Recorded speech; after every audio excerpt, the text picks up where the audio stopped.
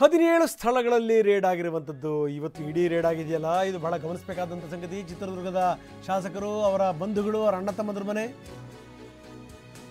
ಇನ್ನು ಇಲ್ಲಿ ಒಂದು ಪ್ರಶ್ನೆ ಎದ್ದಿತ್ತು, ಕೈ ನಾಯಕಿ ಕುಸುಮಾಗೂ ಕೂಡ ಬಿಗ್ ಶಾಕ್ ಆಗಿದೆಯಾ ಅಂತ. ಅಲ್ಲಿ ಆಕೆ ಸೋದರನ ಮನೆ ಇದು ಅಂತ ಹೇಳಲಾಗ್ತಾ ಇದೆ. ಅನಿಲ್ ಅವರ ಮನೆ ಇದು. ಅಲ್ಲಿ ಇಡಿ ಅಧಿಕಾರಿಗಳು ಶೋಧವನ್ನು ಮುಂದುವರಿಸಿದ್ದಾರೆ. ಕುಸುಮಾ ಸೋದರ ಅನಿಲ್, ಯಾಕಂದರೆ ಪಪ್ಪಿಯ ಜೊತೆಗೆ ಆತನ ವ್ಯವಹಾರ ಇತ್ತು ಅಂತ.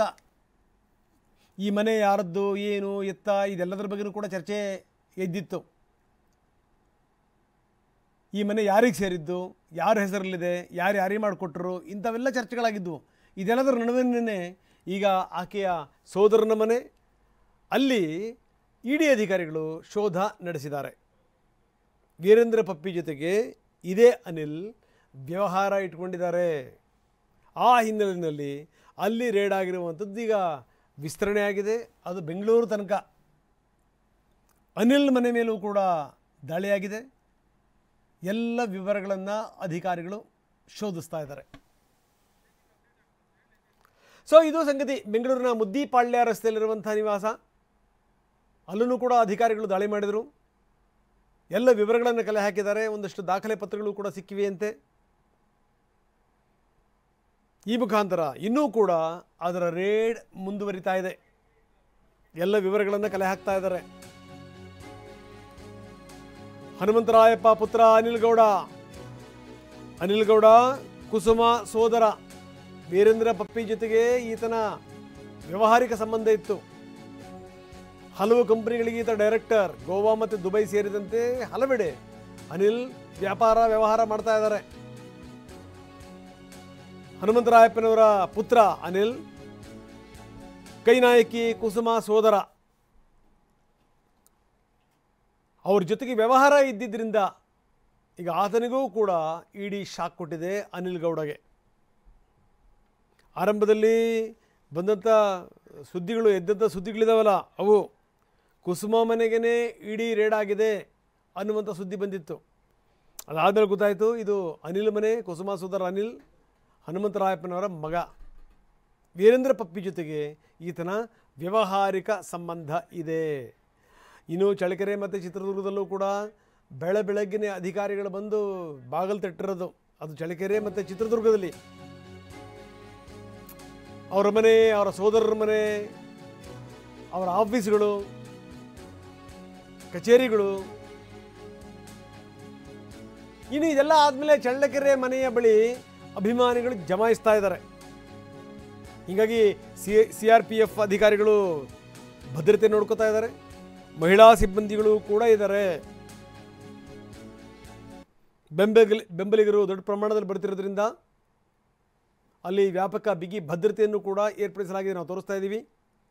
ಚಿತ್ರದುರ್ಗದ ಚಳ್ಳಕೆರೆ ನಿವಾಸದ ಬಳಿ, ಚಳ್ಳಕೆರೆನಲ್ಲಿ ಇವರ ಮನೆ ಇದೆ, ಚಿತ್ರದುರ್ಗದಲ್ಲಿ ಇವರ ಮನೆ ಇದೆ, ಬೆಂಗಳೂರಲ್ಲಿ ಇವರ ಮನೆ, ಪ್ರೆಸ್ಟೀಜ್ ಅಪಾರ್ಟ್ಮೆಂಟಲ್ಲಿ ಇವರ ಕಚೇರಿಗಳು. ಚಳ್ಳಕೆರೆಯ ನಿವಾಸಕ್ಕೆ ಬಂದಿದ್ದಾರೆ ನಾಗರಾಜ್. ನಾವು ಸಹಕರಿಸ್ತೀವಿ ಎನ್ನುವಂಥ ಮಾತನ್ನು ಕೂಡ ನಾಗರಾಜ್ ಹೇಳಿದ್ದಾರೆ. ನಾಗರಾಜ್ ವೀರೇಂದ್ರ ಪಪ್ಪಿಯವರ ಸೋದರ. ಇದೀಗ ಬೆಂಗಳೂರಿನಿಂದ ಮನೆಗೆ ಬಂದಿದ್ದೀನಿ, ನಾವು ಅಧಿಕಾರಿಗಳಿಗೆ ಸಹಕಾರ ನೀಡ್ತೀವಿ ಅನ್ನುವಂಥ ಮಾತು ನೋಡಿ ಅವರೊಳಗಡೆ ಹೋಗ್ತಿರುವಂಥ ದೃಶ್ಯಾವಳಿಗಳನ್ನು ನಾವು ನಿಮಗೆ ತೋರಿಸ್ತಾ ಇದ್ದೀವಿ. ಅವರ ಸೋದರ ಬಂದಿದ್ದಾರೆ. ಇದೀಗ ತಾನೇ ನಾನು ಬೆಂಗಳೂರಿಂದ ಹೊರಟು ಇಲ್ಲಿಗೆ ಬಂದಿದ್ದೀನಿ.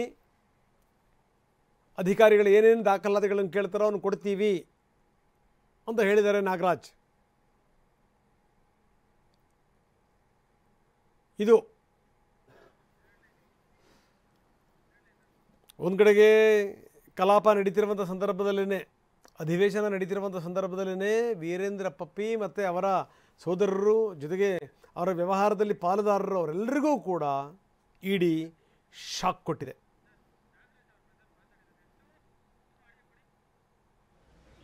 ಇಲ್ಲ, ಇನ್ನೂ ಏನೂ ಗೊತ್ತಿಲ್ಲ ಅವ್ರು ಯಾವ ಲೀಗಲ್ ಇದರಲ್ಲಿ ಬಂದಿದ್ದಾರೆ ಅಂತ. ಅದು ಕಾನೂನು ಪ್ರಕಾರ ಏನಿದೆಯೋ ಅದನ್ನು ಅವ್ರಿಗೆ ನಾವು ಅವ್ರು ಏನು ಕೇಳ್ತಾರೋ ಅದಕ್ಕೆ ಆನ್ಸರ್ ಮಾಡಿ ಅದೇನು ಒಳಗೆ ಹೋದ್ಮೇಲೆ ಗೊತ್ತಾಗೋದು. ನಾನು ಬೆಂಗಳೂರಿಂದ ಈಗ ಬಂದಿದ್ದೀನಿ. MLA ಅವರು ಬರ್ತಾ ಇದ್ದಾರೆ, ಬೆಂಗಳೂರಿಂದ ಬರ್ತಾ ಇದ್ದಾರೆ. ಯಾವ ಅಧಿಕಾರಿಗಳು? ಅದೇ ಇಡಿ ಅಂತ ಹೇಳ್ತಾ ಇದ್ದಾರೆ. ಇನ್ನು ಒಳಗಡೆ ಹೋಗಬೇಕು, ಅವ್ರದ್ದೇನು ನಾನು ನೋಡಿಲ್ಲ ಇನ್ನು. ನಿಮ್ಮ ಮನೆಗಳು ಯಾಕೆ ಟಾರ್ಗೆಟ್ ಆಗ್ತಿದೆ ಹೇಳಿ ಸರ್. ಅದು ಗೊತ್ತಾಗಲ್ಲ, ಅದು ನಮ್ಗೆ ಹೆಂಗೆ ಗೊತ್ತಾಗುತ್ತೆ, ಅವ್ರಿಗೆ ಗೊತ್ತಾಗಬೇಕು. ಸೊ ಇದು ನಾಗರಾಜ್ ಅವರ ಮಾತು. 7 ಗಂಟೆಯಿಂದ ನಿರಂತರವಾಗಿ ಶೋಧ ನಡೀತಾ ಇದೆ. 7 ಗಂಟೆಯಿಂದ ಇನ್ನೂ ಕೂಡ ಮುಂದುವರೆದಿದೆ. ಇದೀಗ ತಾನೇ ಅವರ ಸೋದರ ಬಂದರು, ಇದಾದ ಮೇಲೆ ಈಗ ಶಾಸಕರು ಕೂಡ ಬರ್ತಾರೆ. ಬೆಳಗ್ಗೆ 5 ಗಂಟೆ ಮನೆ ಬಾಗಿಲು ತಟ್ಟಿರುವಂಥ ಅಧಿಕಾರಿಗಳು ಇನ್ನೂ ಕೂಡ ಮುಂದುವರಿಸ್ತಾ ಇದ್ದಾರೆ. 7 ಗಂಟೆಗಳಾಯಿತು, ನಿರಂತರವಾಗಿ ಶೋಧ ನಡೀತಾ ಇದೆ.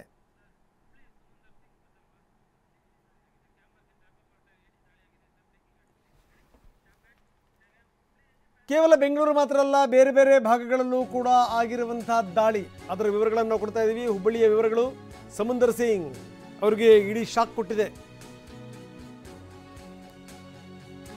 ಹವಾಲಾ ಕಿಂಗ್ ಪಿನ್ ಈ ಸಮುಂದರ್ ಸಿಂಗ್, ಈತನಿಗೂ ಕೂಡ ಇಡಿ ಅಧಿಕಾರಿಗಳು ಬಿಸಿ ಮುಡಿಸಿದ್ದಾರೆ. ದೇಶಪಾಂಡೆ ನಗರದಲ್ಲಿದೆ, ಕಾಮಾಕ್ಷಿ ಅಪಾರ್ಟ್ಮೆಂಟ್ನಲ್ಲಿದ್ದಾರೆ ಇವರು. ನಾವು ತೋರಿಸ್ತಾ ಇದ್ದೀವಿ ಆತನ ಚಿತ್ರವನ್ನು. ಸಮುಂದರ್ ಸಿಂಗ್, ಈತನೇ ಸಮುಂದರ್ ಸಿಂಗ್. ಈತನ ಮೇಲೆ ಹಲವಾರು ಆರೋಪಗಳಿವೆ. ಹೀಗಾಗಿ ಇಡಿ ಅಧಿಕಾರಿಗಳು ಈತನ ಮನೆಯ ಬಾಗಿಲನ್ನು ಕೂಡ ತಟ್ಟಿದ್ದಾರೆ.